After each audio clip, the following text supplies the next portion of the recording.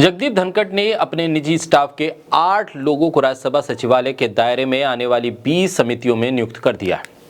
राज्यसभा सचिवालय के अधिकारी आमतौर पर संसदीय समितियों की सहायता करते हैं और समिति सचिवालयों का हिस्सा भी बनते हैं। इसमें ऐसी बैठकें भी शामिल होती हैं जो काफी गोपनीय होती हैं। 4 कर्मचारी उपराष्ट्रपति सचिवालय के अधीन जबकि 4 कर्मचारी राज्यसभा के अधीन हैं। इन संसदीय समितियों की कार्रवाई गुप्त होती है, लेकिन उपराष्ट्रपति के निजी स्टाफ को संसदीय समितियों का हिस्सा बनाना एक तरह से इनके कामकाज में सीधे दखल के तौर पर देखा जा रहा है। राज्यसभा में सभापति जगदीप धनखड़ के एक फैसले से विपक्ष भड़क उठा है। उपराष्ट्रपति जगदीप धनखड़ के एक फैसले पर विवाद शुरू हो गया है। आरोप है कि जगदीप धनखड़ ने संसदीय समितियों में अपने निजी स्टाफ की नियुक्ति की है।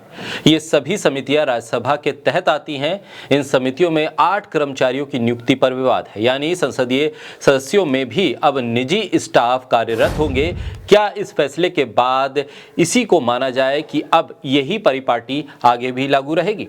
बोलता हिंदुस्तान पर मैं हूं आपके साथ मिर्जा शाकिर अली बेग। जगदीप धनखड़ ने अपने निजी स्टाफ के 8 लोगों को राज्यसभा सचिवालय के दायरे में आने वाली 20 समितियों में नियुक्त कर दिया है।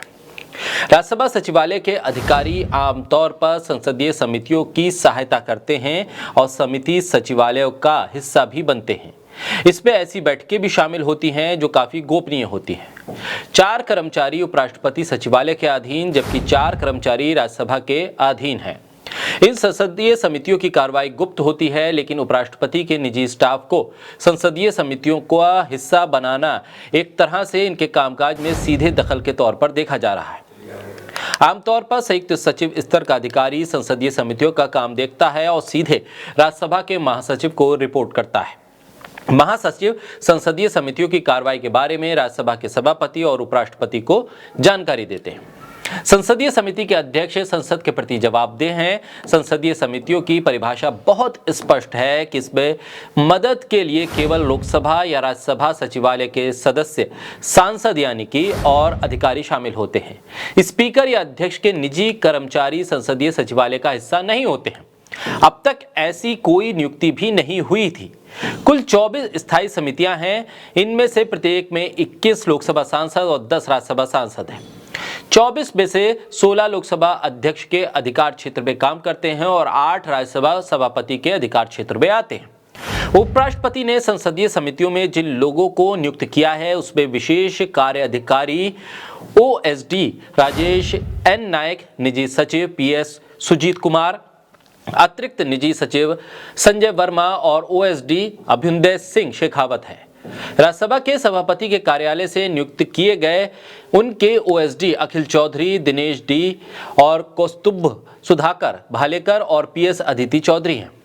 सभापति के ओएसडी अखिल चौधरी को ethics, papers, land on table के साथ साथ उद्योग मंत्रालय की समिति से जोड़ा गया है। उपराष्ट्रपति के एपीएस संजय वर्मा को गवर्नमेंट इंश्योरेंस से जोड़ा गया है। उपराष्ट्रपति के ओएसडी अभ्युदय सिंह शेखावत को हाउस कमेटी, पिटीशन कमेटी और स्वास्थ्य तथा परिवार कल्याण मंत्रालय की समिति से जोड़ा गया है। सभापति के ओएसडी कौस्तुभ सुधाकर भालेकर को रूल्स कमेटी और यातायात, पर्यटन और संस्कृति मंत्रालय की समिति से जोड़ा गया है। सभापति की निजी सचिव अदिति चौधरी को सबऑर्डिनेट लेजिस्लेशन कमेटी के साथ जोड़ा गया है। राज्यसभा सचिवालय ने कहा है कि अधिकारियों को तत्काल प्रभाव से और अगले आदेश तक समितियों के साथ जोड़ा गया है। इस मुद्दे पर कांग्रेस के लोकसभा सांसद मनीष तिवारी ने इस फैसले पर ट्वीट लिखा। उन्होंने कहा, उपराष्ट्रपति राज्य परिषद के पदेन अध्यक्ष हैं। वो वाइस चेयरपर्सन या वाइस चेयरपर्सन के पैनल की तरह सदन के सदस्य नहीं है। वो संसदीय स्थायी समितियों में व्यक्तिगत कर्मचारियों की नियुक्ति कैसे कर सकते हैं? वरिष्ठ वकील प्रशांत भूषण ने ट्वीट करके सवाल उठाया और पूछा कि ये पूरी तरह से अवैध और उपराष्ट्रपति की ओर से अधिकारों का दुरुपयोग है।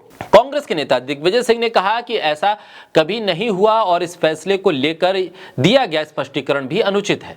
इन अधिकारियों से उनके काम में समितियों की सहायता करने की अपेक्षा की जाती है, जिसमें ऐसी बैठकें शामिल हैं जो प्रकृति में गोपनीय होती हैं। पूर्व लोकसभा महासचिव पीडीटी आचार्य ने द इंडियन एक्सप्रेस को बताया कि संसदीय समितियों की परिभाषा के मुताबिक केवल सांसद और राज्यसभा या लोकसभा सचिवालय के कर्मचारी ही सहायता की ऐसी भूमिकाओं की पेशकश कर सकते हैं। उन्होंने कहा कि ऐसा कोई नियम नहीं है जिसके तहत अध्यक्ष या अध्यक्षीय समितियों की सहायता के लिए अपने निजी कर्मचारियों को नियुक्त किया जा सके।